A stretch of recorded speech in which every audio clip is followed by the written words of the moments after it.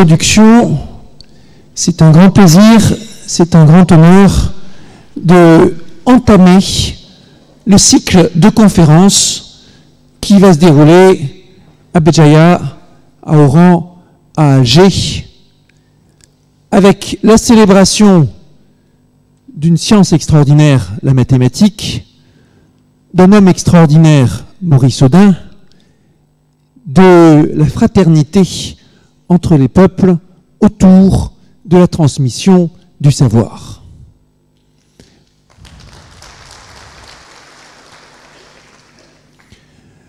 Pour cette première conférence, j'ai choisi de parler d'enseignement. Enseigner la mathématique, une activité multimillénaire et toujours qui se cherche. Une activité que l'on peut aborder aujourd'hui au XXIe siècle avec des enjeux et un contexte renouvelé. Une activité qui était bien sûr au cœur de la profession, de l'engagement professionnel de Maurice Audin.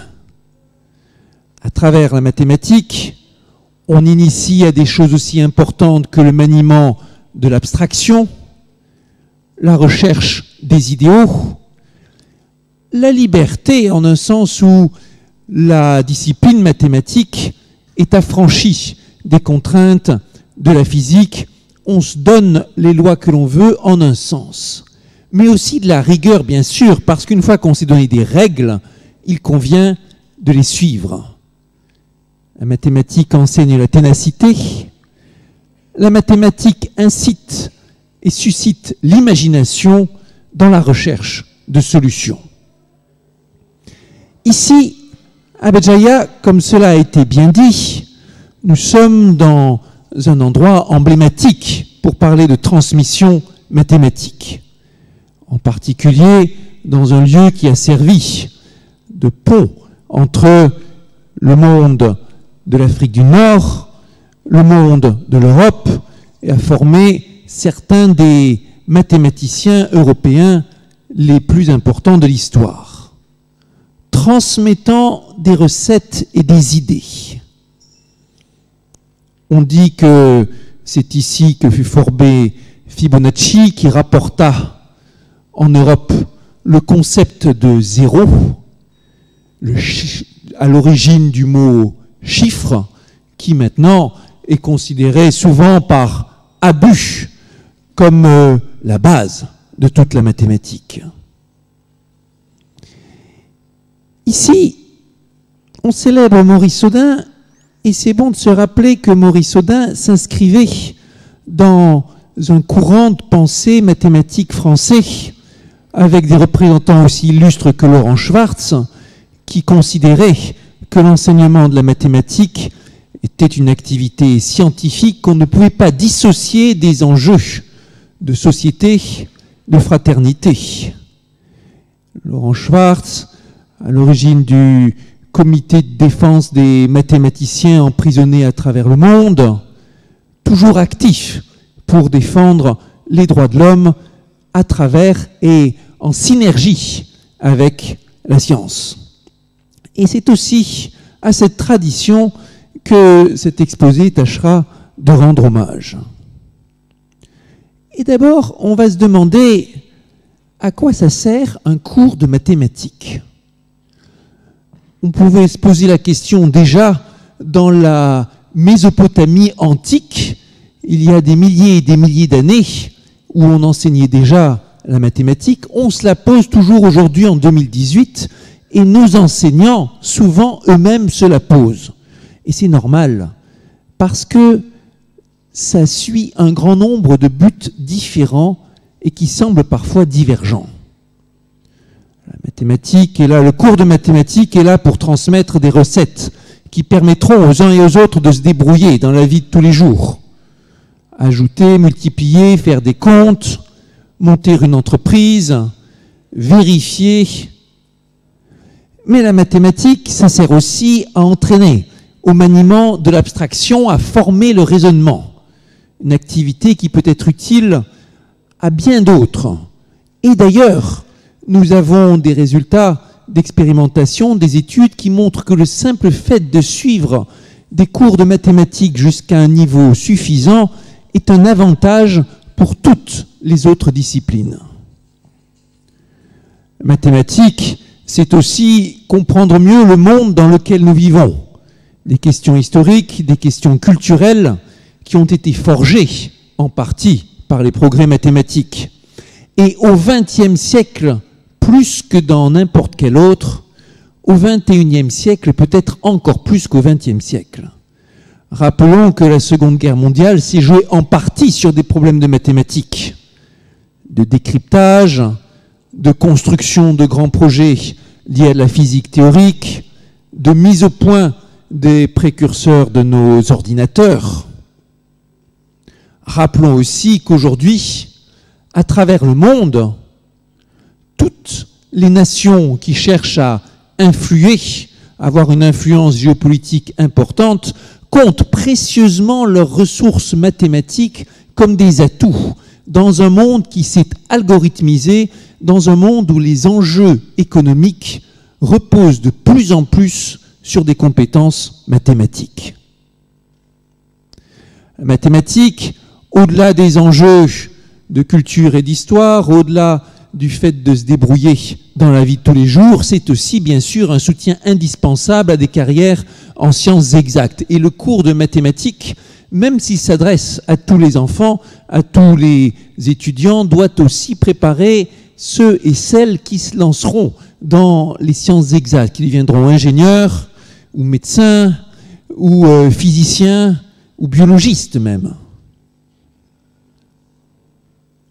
Toute activité scientifique dont on peut avoir l'impression qu'elle est éloignée de la mathématique se rappelle un jour ou l'autre à ce fait parfois cruel que la mathématique infiltre toutes les sciences. Prenez par exemple les sciences du vivant, qu'on pourrait penser comme assez éloignées des enjeux mathématiques. Certaines des plus grandes controverses aujourd'hui qui ont trait à ces sciences du vivant ont trait à l'interprétation de statistiques, à savoir si tel ou tel chiffres sont significatifs ou pas, si tel dispositif peut être crédible. Et puis bien sûr, mathématiques, le cours de mathématiques va aussi préparer ceux et celles qui un jour se lanceront dans le travail sur les fondements, dans la recherche mathématique elle-même. Quand vous mettez bout à bout tous ces objectifs différents, on se demande comment un seul cours peut préparer à tout cela. Et c'est bien l'un des problèmes. Et au fur et à mesure qu'il y a eu des réflexions à ce sujet, les instructions ont pu changer, les programmes, la sensation que les enseignants avaient de ce qu'on devait faire en mathématiques a pu évoluer de façon rapide, parfois amenant à des messages contradictoires, de sorte qu'aujourd'hui, on se retrouve souvent dans la confusion sur ces buts du cours de mathématiques. Quelques autres enjeux qu'il y a à relever en 2018. D'abord, avec les évolutions actuelles du monde, nous avons à l'échelle mondiale besoin d'éducation de plus en plus. La démographie, en particulier sur le continent africain, sur le sous-continent indien aussi, venant poser un problème extraordinaire pour l'éducation de tout le monde. Mais aussi, nous avons besoin plus que jamais de formation à l'esprit critique dans un monde où les fausses nouvelles se propagent plus vite que jamais, où les manipulations sont maintenant possibles à très grande échelle. Aujourd'hui, techniquement, un grand réseau social est capable de manipuler une nation entière pour influer sur un vote, sur des habitudes, sur l'engagement des uns et des autres. Et sans esprit critique, l'humanité y laissera beaucoup de plumes, si vous me permettez. En 2018, nous avons aussi, beaucoup plus que par le passé, des comparaisons internationales qui nous permettent de voir comment les performances de l'enseignement se comparent d'une région à l'autre du monde. Ces comparaisons sont parfois très instructives et parfois remplies de confusion, parce qu'on ne peut pas traduire directement les pratiques d'un endroit à l'autre, et puis parce qu'on se rend compte parfois qu'on avait complètement sous-estimé ou surestimé tel ou tel aspect de l'enseignement. Pour la France, les comparaisons internationales sont venues de façon très douloureuse, montrer que l'enseignement était dans une phase de grands problèmes, alors qu'il y a 20 ans, l'enseignement français avait la réputation d'être l'un des plus efficaces du monde. Aujourd'hui, nous voyons que nos étudiants se retrouvent en queue de peloton de l'OCDE pour ce qui concerne des choses telles que la maîtrise des fractions, le sens des nombres.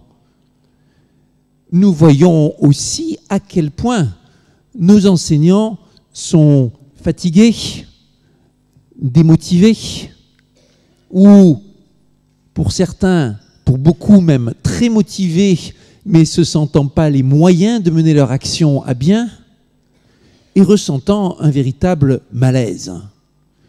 Malaise ressenti aussi par les élèves eux-mêmes, qui bien souvent ne comprennent même pas pourquoi on leur inflige un enseignement de mathématiques.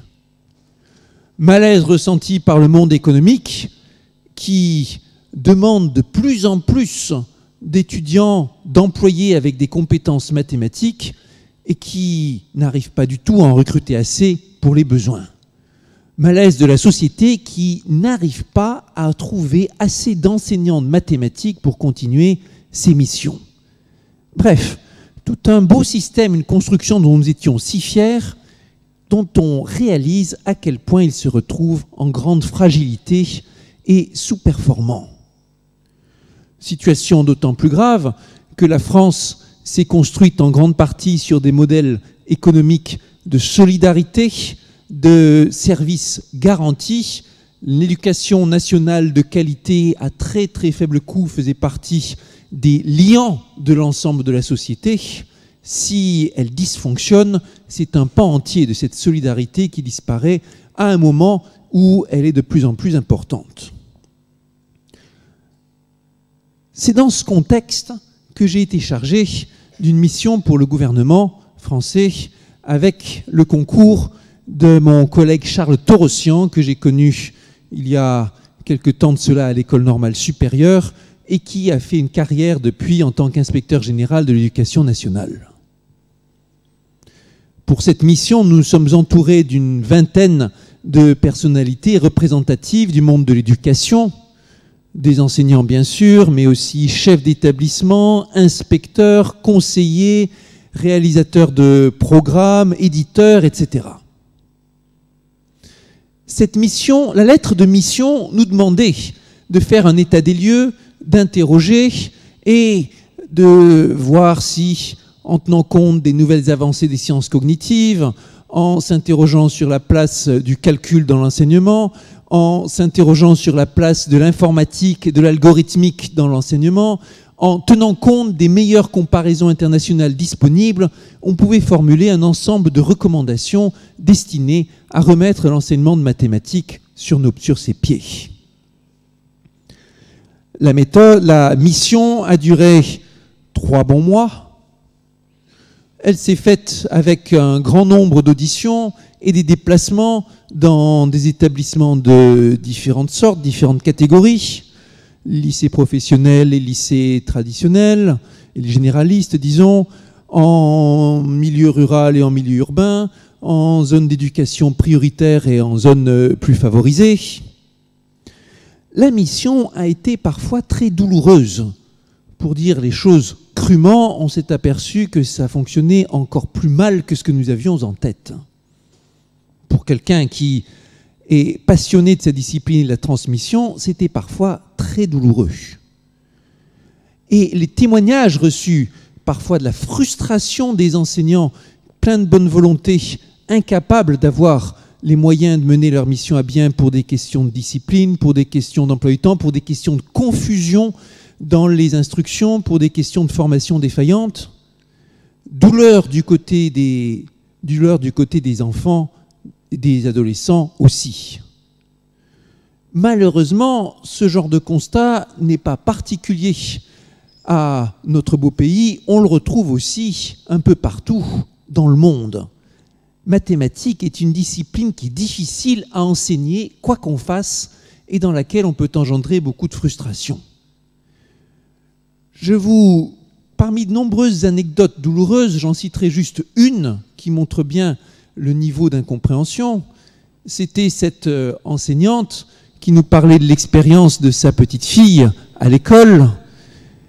Après avoir raté une séance parce qu'elle était malade, elle avait rattrapé directement auprès de sa mère, puisqu'elle était enseignante, était retournée à l'école quelques jours plus tard, et revient en pleurs de la classe en disant qu'elle a eu 0 à son contrôle. À cause de toi, maman, j'ai eu 0. Pourquoi ? J'ai tout faux, la maîtresse m'a compté tout faux. En effet, c'était la leçon importante où l'on passe de l'addition à la multiplication, il fallait remplir des questions à trous, et le 2 plus 2 plus 2 égale, notre vaillante jeune élève avait rempli 2 plus 2 plus 2 égale 3 fois 2, la maîtresse souhaitait qu'on écrive 2 fois 3 à compter 0. Et ainsi de suite pour tout le devoir. Ça, c'est un exemple, eh oui, il fait rire, il fait pleurer, il est révélateur du niveau d'incompréhension auquel on est arrivé. Révélateur aussi d'un système qui continue à être trop du côté de la répression, de la sanction.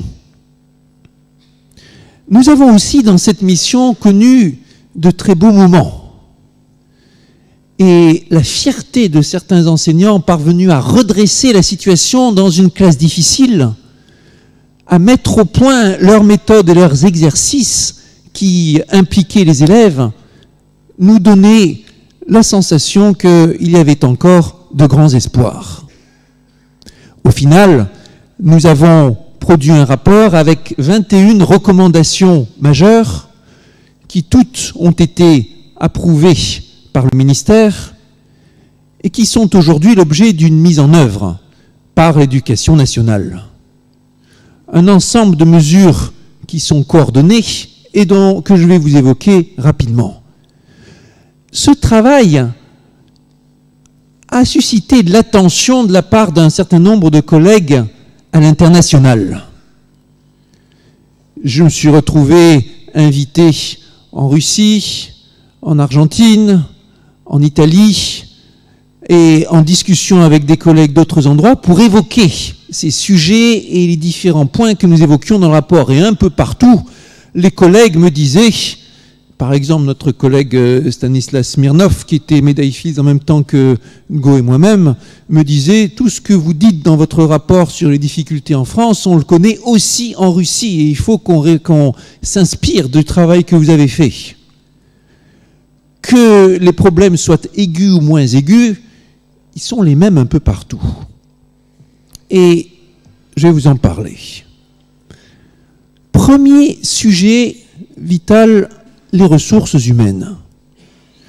Quand on a commencé à interroger les différents experts que nous consultions et qu'on leur demandait où est le problème avec les méthodes, est-ce qu'il faut travailler plus sur le calcul, est-ce qu'il faut utiliser plus d'algorithmique aujourd'hui, etc., etc., presque en chœur, ils ont répondu « Tout ce que vous dites est important, mais tant que les ressources humaines ne seront pas là, ça ne servira à rien.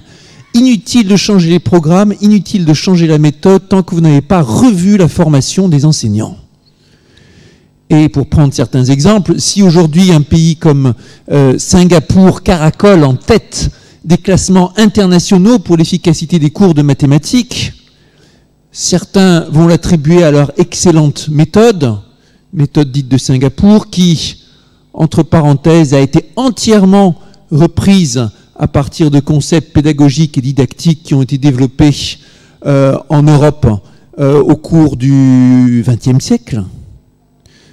Il ne faut surtout pas croire que c'est la méthode, l'essentiel de ces succès singapouriens. C'est avant tout le succès d'un système qui a consacré d'énormes moyens à la formation des enseignants, dans lequel les enseignants ont 5 fois plus d'heures de formation que les enseignants en français, formation continue, organisée systématiquement, formation initiale, prise avec énormément de contenu disciplinaire. Évidemment, au plan logistique, c'est beaucoup plus facile à organiser sur le petit État de Singapour que sur le vaste territoire français avec toutes ces disparités d'une région à l'autre. Mais c'est bien ça le genre de défi qu'il faut relever. Et puis, un système pensé aussi à Singapour pour que chaque équipe pédagogique comporte au moins un enseignant.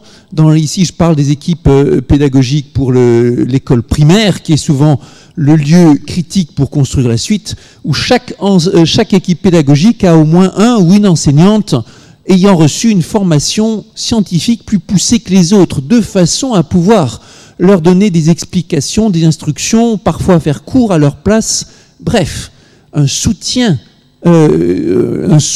explicite sur ces disciplines. Et puis, toute la question qu'on a vu se poser au fur et à mesure d'audition, comment garantir que nos enseignants travaillent ensemble, en équipe au lieu d'être chacun dans son coin, puissent établir des projets et des collaborations. On s'est rendu compte que nos enseignants oubliaient de discuter ensemble de ce qu'ils font. On s'est aperçu que nos enseignants cherchaient souvent à appliquer des recettes toutes faites, déjà préparées, parce qu'eux-mêmes ont du mal avec la discipline qu'ils sont censés enseigner, en l'occurrence la mathématique. Notre système de formation, à partir du louable souhait de permettre aux enseignants de commencer par se réaliser dans une discipline avant de passer dans un système généraliste, comme doivent l'être les enseignants du primaire, aboutit à ce que une majorité de nos enseignants du primaire sont eux-mêmes tout à fait mal à l'aise avec les sciences, dont ils n'ont suivi très peu au lycée et ensuite, et se reposent sur des schémas tout faits pour la transmettre. Mais en vérité, on ne peut pas transmettre quelque chose qu'on ne comprend pas. Notre système devra revoir sa formation de façon importante. Et puis, redonner autant que possible quelque chose d'intangible et très important, de la fierté aux enseignants. Nous sommes rendus compte qu'il n'y avait pas de tissu local de référents, de conseillers sur lequel nous pouvions nous appuyer. Et la toute première mesure du plan d'action a été l'identification dans chaque académie de personnes ressources, de personnes référentes qui pourraient aider le système à se revoir. Après les ressources humaines, il y avait les questions du sens du cours et des différents équilibres. La discussion que j'évoquais avec vous tout à l'heure sur pourquoi un cours de mathématiques et les différents objectifs à suivre, il était bon de la faire explicitement. Un cours de mathématiques, c'est toute une série d'équilibres et d'arbitrages délicats entre l'histoire, ce qui a été découvert et ce qu'on va découvrir par nous-mêmes dans la classe, entre le sens et la technique, et bien souvent on passe beaucoup trop de temps sur la technique et beaucoup trop peu de temps sur le sens. L'essayiste et mathématicien Lockhart, dans un texte célèbre qu'on appelle parfois la complainte de Lockhart, a accusé le système, ici c'est dans le contexte américain, mais ça peut se transposer à bien des contextes, accusé le système d'éducation de fabriquer de gigantesques malentendus sur le sens et l'esprit de la discipline mathématique, en oubliant que la mathématique est d'abord un art, une façon de penser, un art de la recherche et pas de l'application des recettes. Il nous disait, imaginez qu'on enseigne le dessin, les arts graphiques, de la même façon qu'on enseigne la mathématique, avec des recettes et des opérations, en reléguant le sens à plus tard. Ça voudrait dire qu'on apprendrait aux élèves toutes les différentes formes de pinceaux, les codes numériques des couleurs, mais qu'on ne ferait jamais de dessin. Ou l'enseignement de la musique, ça voudrait dire qu'on commencerait par apprendre toute la technique pendant des années. Comment on fait du solfège, quelles sont les différentes fréquences des notes, les règles des gammes, et puis on n'écouterait jamais une musique. Ben c'est ça, un cours de mathématiques dans lequel vous apprenez la façon, les algorithmes de multiplication, les façons de résoudre telle ou telle chose, mais vous ne demandez jamais pourquoi c'est beau et pourquoi ça permet de résoudre des problèmes différemment, pourquoi c'est un art. D'autres équilibres en mathématiques, c'est le fameux débat entre expérimentation, entre le concret et l'abstrait, si l'on veut, où l'on sait qu'il y a eu des mouvements de balancier à travers l'histoire pédagogique en France plus violent qu'ailleurs, certainement, avec la fameuse étape de passage aux mathématiques modernes, puis le repassage vers quelque chose de plus concret et ainsi de suite. Et avec du recul et des comparaisons, on voit qu'il n'y a pas 36 solutions. Les méthodes qui marchent, et ça a été compris il y a un bon siècle, sont celles qui combinent 3 ingrédients: une phase d'expérimentation et de manipulation dans laquelle on s'implique et on découvre des choses par soi-même, on s'étonne, on trouve; une phase de dénomination dans laquelle on classe et on nomme les choses; et une phase d'abstraction dans laquelle on énonce les opérations, les conclusions, les théorèmes. Et ce triptyque, manipulation, dénomination, abstraction, on le retrouve dans les pédagogies Montessori, Singapour, Freinet et tout ce que vous voulez. Et c'est incroyable de se dire qu'en sciences de l'éducation, des choses qui ont été acquises, on peut les oublier. Et d'ailleurs, après la publication de mon rapport, j'ai reçu des lettres d'enseignants, d'enseignantes qui me disaient: vous savez, ce que vous écrivez, ça me rappelle beaucoup la méthode Cuisner que j'ai enseignée avec bonheur à telle et telle époque. Et c'est vrai, je ne connaissais pas, je suis allé revoir, mais ça ressemblait énormément. Étonnant, en science, on a la notion de progrès qui est très claire, et on voit que les théorèmes de 2018, ils sont meilleurs que les théorèmes de 2008 parce qu'ils construisent les uns sur les autres et ils reprennent les acquis. Mais en pédagogie, en didactique, des fois, on en parvient en tant que société à oublier ce qu'on a découvert. Et tout ça, il est bon et important de discuter.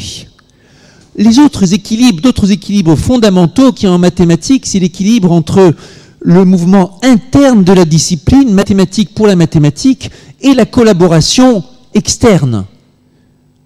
Collaboration mathématique-physique, bien sûr, pour laquelle en 2018, en France, les choses se passent sensiblement plus mal que ce qu'elles se passaient, disons, en 1998. Collaboration, bien sûr, avec l'informatique. Une des conséquences de notre rapport a été le fait que le ministère a enfin tranché dans un débat qui durait depuis 2 décennies, à savoir, faut-il un cours d'informatique en tant que tel ou pas ? Nos collègues anglo-saxons s'y sont mis il y a déjà un moment et ils ont eu raison. Dans un monde où les compétences algorithmiques, ou au moins la compréhension de ce que c'est que l'algorithmique, jouera un rôle fondamental pour les individus et pour les nations, on ne peut plus faire l'économie d'un cours spécifique d'algorithmique, qu'il ne faut pas assimiler trop hâtivement à un cours d'informatique, à un cours de programmation. L'algorithmique, c'est plus général que la programmation. Bien sûr qu'on fait aussi des algorithmes dans un cours de mathématiques, sans ordinateur. Et bien sûr que ce cours d'algorithmique, il devra commencer sans ordinateur. Dès le cours préparatoire, on a fait des expériences et on a des ouvrages maintenant qui le décrivent. On peut faire une initiation de qualité à l'algorithmique. Et ensuite continuer dans les allers-retours entre la machine et la feuille de papier. Et ce cours aura vocation à être très proche du cours de mathématiques, mais en même temps avec un éclairage différent.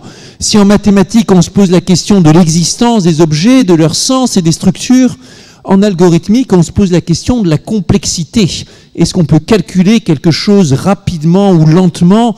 Qu'est-ce qu'il faut savoir ? Quels sont les ingrédients qu'il faut mettre en œuvre pour avoir une construction effective des objets ? On peut se poser la question réciproque. Est-ce que l'informatique peut aider à l'éducation, à l'enseignement mathématique, à travers les interactions, les applications, les cours et tout ce que vous voulez? Une question récurrente. Une question que tous les pays se posent aussi en se disant « Oh là là, que c'est difficile de maintenir un enseignement de qualité, en particulier en mathématiques. Si je pouvais remplacer tous ces enseignants par des algorithmes, ça me simplifierait bien la vie. Ça coûterait moins cher aussi, se dit la puissance publique. » Aujourd'hui, où il y a, avec l'intelligence artificielle, de l'algorithmique sophistiquée, personnalisée, évolutive, interactive, on pourrait se dire que le moment est venu. Mes chers amis, le moment n'est pas venu. L'algorithmique au service de l'éducation, ça va venir bien sûr, mais ça demande un ensemble de dosages, d'apprentissage, d'expérimentation qui n'a toujours pas été fait. Il n'y a rien de plus dur que l'éducation en vrai. C'est pas seulement faire passer des contenus d'un cerveau à un autre, c'est aussi susciter de la motivation, de l'engagement, de l'appropriation, permettre aux gens de redécouvrir par eux-mêmes ce qui a déjà été découvert. L'algorithmique est très forte aujourd'hui pour nous montrer ce qu'on a envie de voir. Les publicités en ligne personnalisées nous le montrent bien, trop bien souvent. Mais l'algorithmique est encore très mauvaise pour nous poser des défis, pour nous amener sur des questions et des réflexions qui nous forceront à nous dépasser, à faire les efforts qui seront indispensables pour progresser. Et aujourd'hui, en 2018, et pour les années à venir, le succès d'un système d'éducation, il dépend encore prioritairement sur les humains, sur la qualité de nos enseignants, bien plus que sur la qualité de nos algorithmes. Ce qui ne veut pas dire qu'il ne faille pas développer l'algorithmique au service de l'éducation. Un secteur qui là aussi est plus développé du côté anglo-saxon que dans le reste du monde, qui est en train de se développer à très grande vitesse en Chine, dans un contexte éducatif assez différent, et dans lequel nous avons besoin d'expérimenter. C'est seulement l'une des activités qu'on pourrait appeler périscolaires, périmathématiques, appelées à jouer un rôle important dans le futur. Et quelque chose qui est aussi ressorti de façon forte de notre mission, c'est à quel point on pouvait ajouter du sens, de l'appétit, de la fierté à travers des activités périscolaires. Des clubs, des concours et des compétitions variées, des projets pluridisciplinaires menés à côté du temps scolaire, des activités aussi variées que enseignement du mathématique par le bridge, club de Go et activités de bridge ou activités de mathématiques, ou encore mathématiques du tricot, ou encore activités de théâtre mathématique, de clown mathématique. On a découvert qu'il y avait beaucoup plus de clubs et d'activités de ce genre qu'on ne le croyait en France. Qu'un recensement s'imposait. On a découvert que c'était aussi un secteur en grande tension, parce que reposant souvent sur des petites équipes, des très petits nombres de gens motivés, manquant de moyens souvent, et que c'est très important de connaître ses atouts et d'arriver à les renforcer. De façon générale, sur ces questions d'enseignement mathématique, comme sur tous les autres grands enjeux de société, certainement, la clé au XXIe siècle, comme auparavant, reposera sur la façon de redonner du sens et de l'engagement. Et tout cela, on le trouve posant des problèmes considérables dans le domaine de l'éducation, dont je vous disais tout à l'heure que c'était le plus difficile peut-être, aussi le plus important, parce que c'est dans l'éducation qu'une nation forge son avenir. Et dans un contexte où les enjeux à l'échelle de l'humanité de l'éducation sont plus aigus que jamais, devant les défis de catastrophes environnementales, confusion politique mondiale, et autres grands défis d'adaptation de l'humanité à la technologie aussi, si j'ose dire, et de la technologie à l'humanité, nous aurons besoin, dans le monde entier, d'une éducation de qualité pour affronter ces défis. J'en ai fini de mon exposé. Je n'ai pas vraiment regardé combien de temps ça a pris. J'espère qu'il nous reste du temps pour des échanges en questions-réponses avec la salle. Monsieur le recteur me dit que oui. Et donc, c'est avec plaisir que j'échangerai avec vous sur ces sujets.